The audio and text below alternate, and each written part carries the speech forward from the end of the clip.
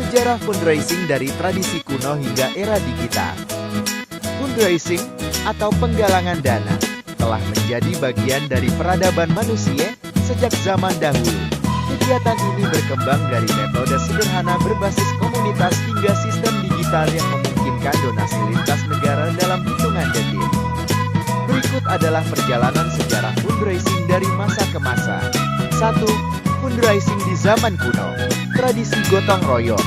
Sejak zaman dahulu, masyarakat telah menerapkan prinsip berbagi untuk membantu sesama, baik dalam bentuk tenaga, barang, maupun uang.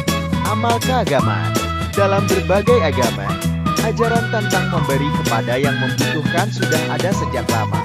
Dalam Islam, ada konsep zakat, infak, sedekah, dan wakaf. Dalam Kristen ada titip persepuluhan.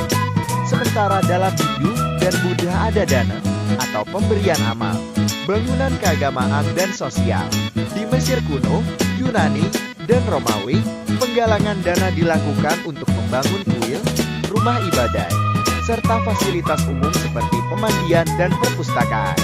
2. Fundraising di abad pertengahan. Peran gereja dan lembaga keagamaan. Pada abad pertengahan, gereja memainkan peran utama dalam mengumpulkan dana untuk pembangunan katedral, penyediaan bantuan bagi fakir miskin, dan pembiayaan kegiatan amal lainnya. Sistem patronase, bangsawan, dan raja-raja mendukung seniman, ilmuwan, dan proyek sosial melalui sistem patronasi yang menjadi cikal bakal filantropi modern. 3. Fundraising di abad ke-18 dan 19. Revolusi industri dan filantropi.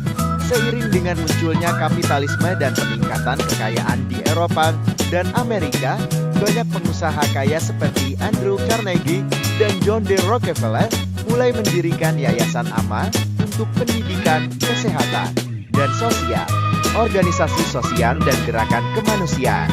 Mulai berkembang organisasi seperti Palang Merah tahun 1863 dan berbagai gerakan sosial untuk menghapus perbudakan, hak perempuan, dan pendidikan gratis.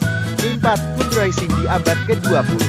Munculnya LSM dan organisasi amal modern. Organisasi seperti UNICEF, WWF, dan Save the Children mulai berkembang mengandalkan fundraising untuk menjalankan misi kemanusiaan mereka. Event fundraising dan kampanye sosial.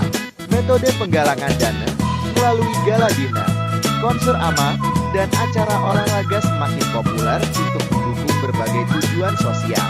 Iklan dan media massa, televisi, radio, dan surat kabar digunakan sebagai alat promosi fundraising dalam skala nasional dan internasional. 5.